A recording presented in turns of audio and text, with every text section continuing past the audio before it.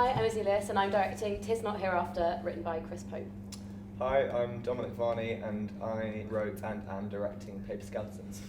Hi, I'm Marina Jenkins and I'm the writer and director of Van. Hi, I'm Alex Hurst and I'm directing The Glass Menagerie by Tennessee Williams. Dom, so Paper Skeletons, Okay. what's it about? Paper Skeletons is the story of twins, young 20-year-old twins called 1 and 2, and they're living in London, and they desperately want to get into the drug industry and make their way up the ladder in the drug industry, and they manage to find a way in, but after getting in, they both realise how dark and corruptive and intoxicating the industry really is, and they both go down separate kind of dark paths, and it gets a bit twisted. Right. Yeah. And so what inspired you to write about this topic?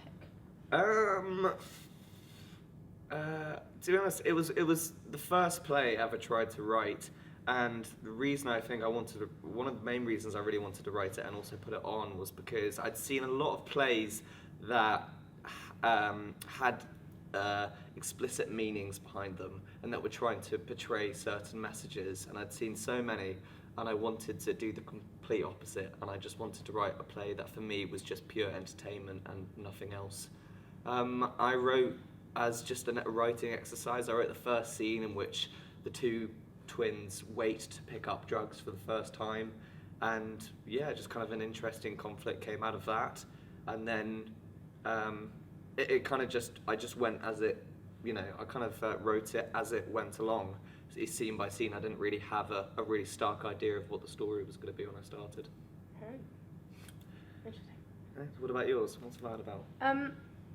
Well, it's essentially about a couple that run a burger van in a lay-by on the A63, and the couple called Eddie and Celia, and as the play kind of progresses, a woman from Eddie's past comes to the van and requests something very unusual of him, and his decision will affect his life, his wife's life, the van, etc.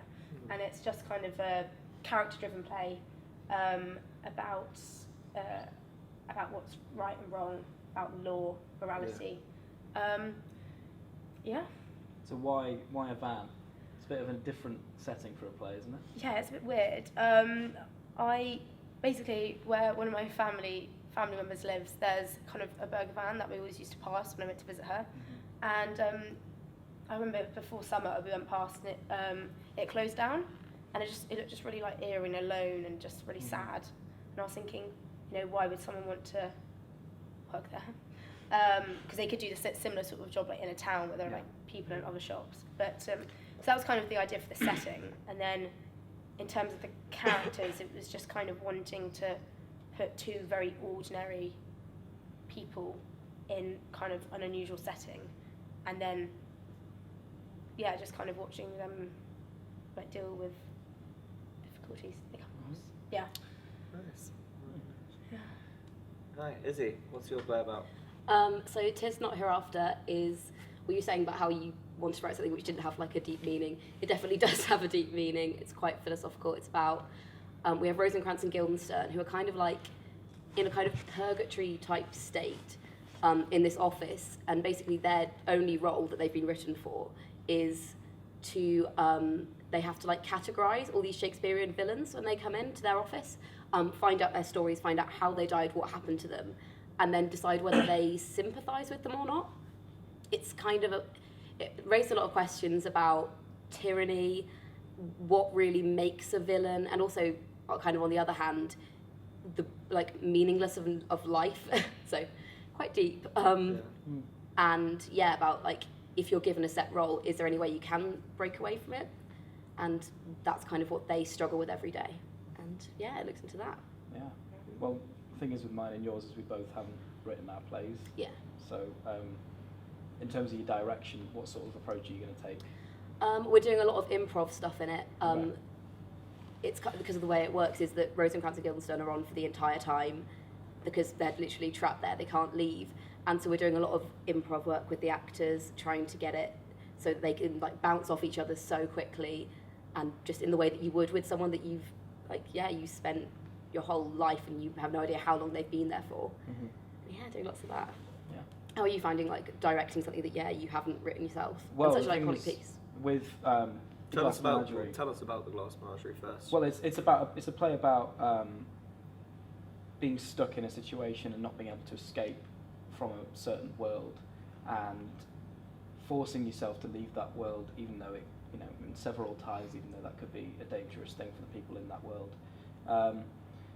It's about a family called the Wingfields who live in a flat in St. Louis, and they're sort of really badly affected by the Great Depression, and it's about the main character. There's main characters, the mother and the son, really, and I guess the daughter. They're all sort of quite equal parts, but what's really important is with the mother character, she's stuck in the past, and she's still part of this old American South where she had slaves and she had people waiting on her hand and foot, but now she's been forced into modern society by the Great Depression and by the fact that she doesn't have the money that she had anymore, and she doesn't like it at all, and because of that she makes her children suffer, and also her husband has gone and left her alone with her son and her daughter, and her son has to provide for her because she refuses to provide, and the daughter is she's mentally disabled and physically disabled, so it's quite hard for her to go out and be a normal member of society. And it's quite an autobiographical play for Tennessee Williams. He wrote about his sister and his mother, and the main character, Tom, is essentially a representation of himself. And sort of through the rehearsal process, we're just finding out that it's just really, really dark in a lot of places, especially in terms of Laura, the daughter's character, because her real-life counterpart, Rose, Tennessee Williams' sister, was lobotomized because of her sort of degrading mental capacities. And there's a lot of metaphors that relate to that sort of thing throughout the play, and it seems to be quite a lot about his guilt about his daughter as well.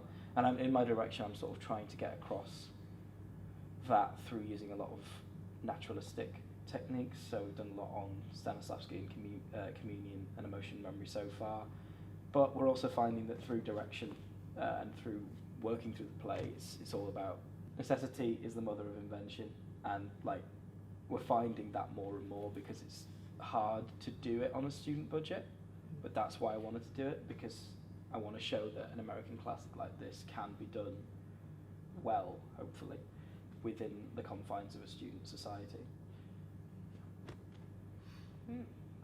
Great.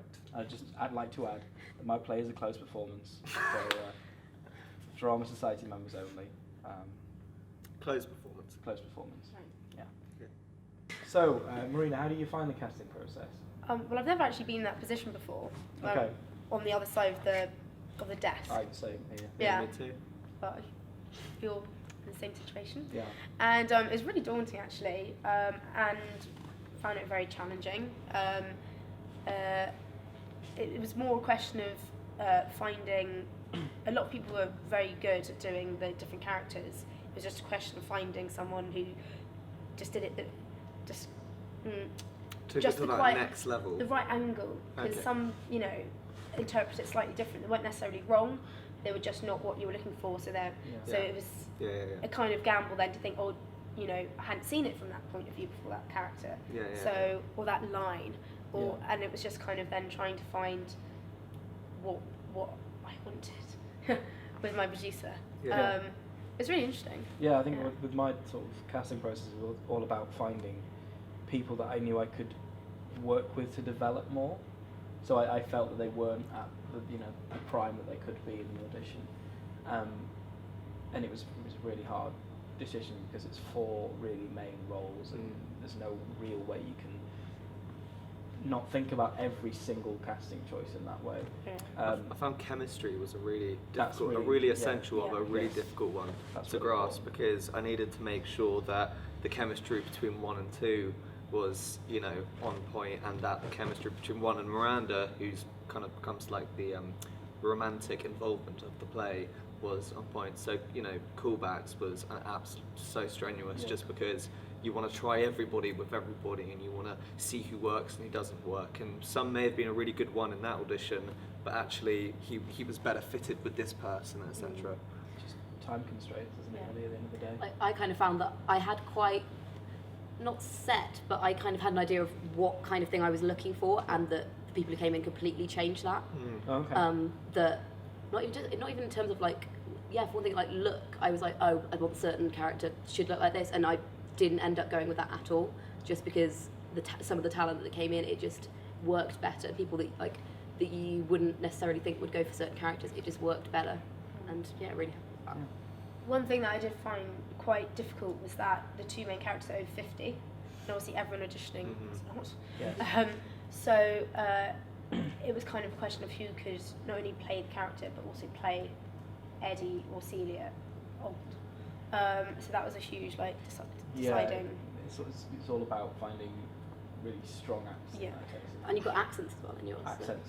Yeah. That was a big thing, wasn't it? Put off some people from auditioning because of accents. Yeah, certain same for accents. Yeah.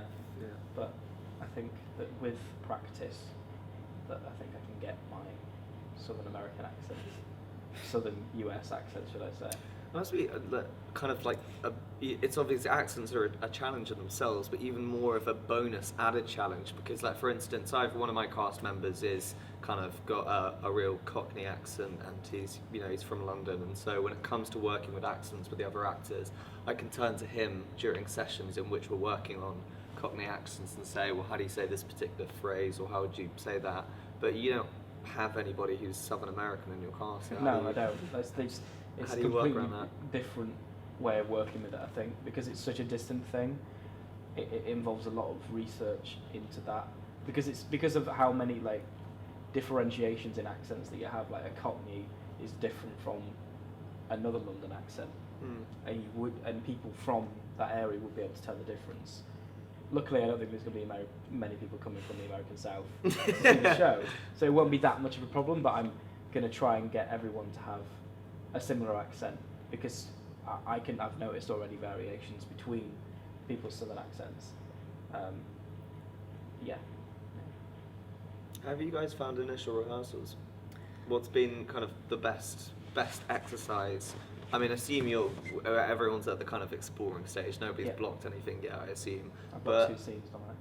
Blocked 2 scenes. Well, look at you. Same. Oh wow. Okay. Early.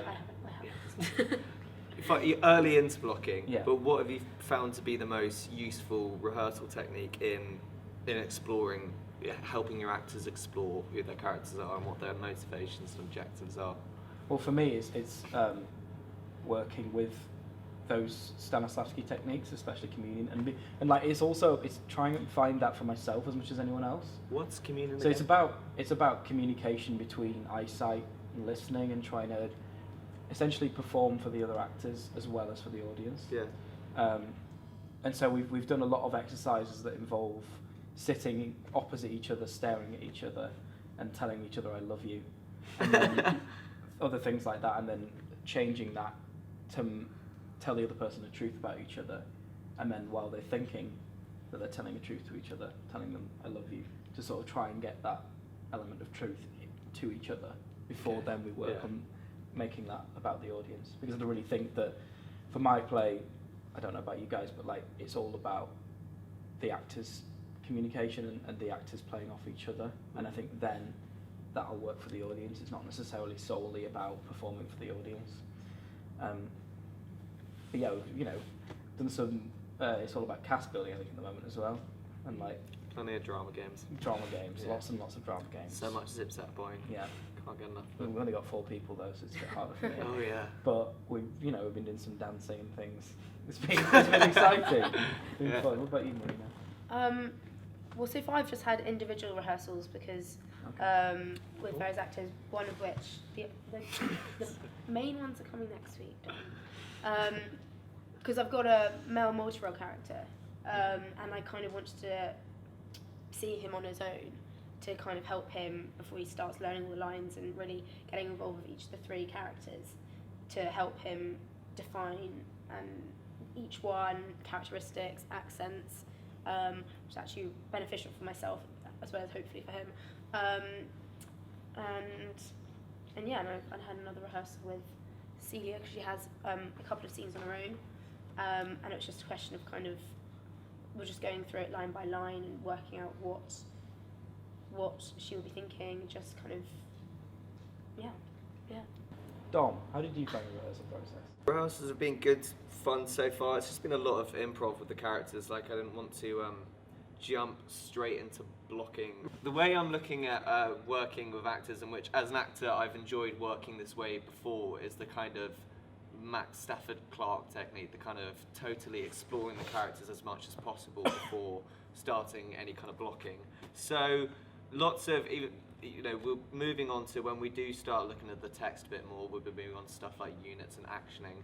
But for now, it's been the same kind of Stanislavski techniques like magic if, one of the SDOs give hot seating, but not just you sat down with one character and saying, so what do you think about this? We had, we all sat in a circle as if we were having like a community counselling meeting or something. We all met up once a week and they were all their characters. And it was amazing, just bouncing off each other, and they were so, because it's a really dark play, and there's not a huge amount of room for comedy in it, but they actors found so much comedy in the kind of boyishness of some of the characters and the kind of like loudness of them. So that was really good Sounds fun. like a really good idea. I might use that myself. Yeah, definitely. Interesting. Yeah, great. How about for you? How else has been? Really good what we've done so far. We've kind of done mostly just with the main two and like working on getting them they work really well together and bounce off each other with it. Great. I think what the next thing I'm hoping to do is once we start getting the villains in, because it's quite hard with the text in that we won't get to do everyone all together until pretty near to the time of the actual show, because of the way it works is that it's just Roz and Gil, and then all these individual people come in for their scenes and go. Oh, okay. So working with the villains, what we're kind of hoping to do is that we want to look at the original text that they come from. Like we've got Tamora from Titus Andronicus, Lady Macbeth, and Edmund from King Lear. And the plan is that it kind of reverts the ideas you have about them. These are like the tyrants from these texts, and what we want to do is look into the text and say, hang on, why are they like this? What oppression have they experienced in their life that's made them this way? And it's all about finding reason behind their actions, and I think looking back at the original text is the best way to do that. So really excited about that. Yeah, I think there's no way you can jump into blocking until you've really helped your actors look at all the characters in kind of such a intense, deep way, because then as an actor I think that'd just be so difficult to jump straight into blocking when you're not really 100% sure of your motivations, your objectives in the scene, or the context, or where you've come from, etc. Well, I made sure I worked on all of those things before. We had a 5-hour rehearsal yesterday. So 5 hours. Yeah. So we Wow. we worked on for the first 3 hours, worked on character work, and then we decided that it'd be a good time to start some blocking. But yeah, it's all about that 5 hours was a long 5 hours. It was good 5 hours as Good. well. Efficient 5 hours. Yeah. So Alex, tell me about the staging you're planning to do for this Menagerie, because I've heard you've got quite a good plan for staging. What's really important about the play is it's a memory play, and so it's an episodic in structure, and it's very much aware of the fact that it's a play. And the opening monologue is Tom speaking about the fact that it's a play, and then he says, these are the characters of the play, and I'm now going to go into the play. So because of that, I wanted to make the staging very obviously theatrical. So I've got the house outlined by tape all the way around the floor. There's a blueprint on the floor with sort of doorways and things like that, with sort of fairly period accurate furniture, and in the background we have clotheslines, and we're going to have a big sheet with a projection of Mr. Wingfield, who is an absent character from the play but is there as a portrait above the characters at all time. And also Tennessee Williams asks for a screen device, which is projections of text as the different parts of the play goes on, so we're going to do that. And what's I think the most important part of the set design is the fire escape, because it's a flat and there's a fire escape in the flat, and there's a lot of scenes that happen in that fire escape, and it's really important, especially for Tom's character, because it represents him trying to escape from the world that of his family. But yeah, it's quite an interesting one, and I hope that we'll be able to pull off what I've sort of got written down for set design. Yeah. But the fact that I have the space that I'm going to be performing in fairly early on in the rehearsal process, so I can all lay out the tape, on the floor and have some sort of furniture there, so that the actors really get used to this working with the space, because I think it's going to be really important for them to know their own house, if you know what I mean. So hopefully I'll be able to sort that out.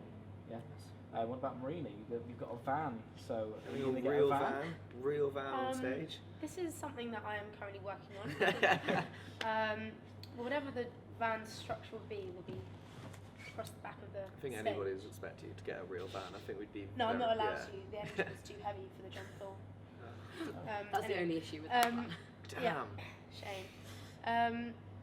And then the idea is to have, other than the van, it's simple staging. So, and then with lighting, I'm planning to kind of change setting as well, because it's not all set in the lay-by. It's set sort of in a dining room, in a police station, etc. So, so by having a very minimal set with just like a deck chairs and foldable tables, that then can multi-roll as different piece of furniture in different settings. So, yeah, kind of simple other than the van.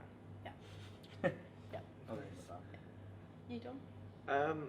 For mine, I want to keep it quite as minimalistic as possible. Then the main thing I want just in the centre of the stage is just a sofa bed, pretty kind of grubby, worn down sofa bed that I can use for both the scenes in which it's 1 and 2's apartment, and then I can pull the bed out for when it's Miranda's room, because she has a couple of scenes there. And then the sofa will kind of stay on the stage the whole time to remind, for other scenes it'll be pushed to the back or moved to the side, but it's always given on stage as like a constant reminder of where this journey for 1 and 2 has started. It started on the first scene when they were waiting on their sofa to pick up drugs for the first time. And I kind of want to have bits of just like, imagine like a really messy student house. You wander into somebody's room and it's just got like there's a few wrappers on the floor, bits of underwear, bits of clothes, like people just haven't really like taken care of it. That kind of messy, grubby atmosphere, because where they live isn't nice and they're not nice characters, and it's a pretty dirty, grubby, grungy environment. So yeah. I found it interesting that you said about marking out the stage with tape, because we're also doing that. But we have the we have audience sat on the sides as well. So change it. No, it's fine. Yeah. They've thought of it already first? put on their play. They've already decided. I didn't see it. Sorry. Oh, I know. Chris Pell's very angry at me. Anyway, sorry, carry on. Because the whole point there is basically that it's a really claustrophobic feel. Like it doesn't change from that room the entire time. And yeah, it's kind of basically just a regular office, so all office furniture, but it's completely covered by like scrap paper, which I'm hoping to try and get some like meta jokes in there about philosophy and Shakespeare, but there's just paper everywhere, because there's a really common theme in it is, or something like a repeating motif is that we keep talking about tidying up. All that Roz wants to do is tidy up because it gives them something to do, but once they've tidied up, there's nothing to do. So as these people come in and tell their stories, it gets progressively messier, and then they tidy it up again, but the paper is literally everywhere, and it never leaves the space, but they're stuck in there with it, and all they can do is pick it up and put it back on again, so. Interesting. Should we finish up? Yeah. Thank you so much for watching this video. Please do come see the University of Manchester Drama Society's autumn showcases that will be happening throughout November up until the beginning of December. You can find out more about each autumn showcase on the Drama Society's Facebook page. Yeah, rehearsals have been good fun so far. It's just been a shed load of improv. I thought you were going to say load. It's been a ton of It's been great. Holy it's been a lot of improv.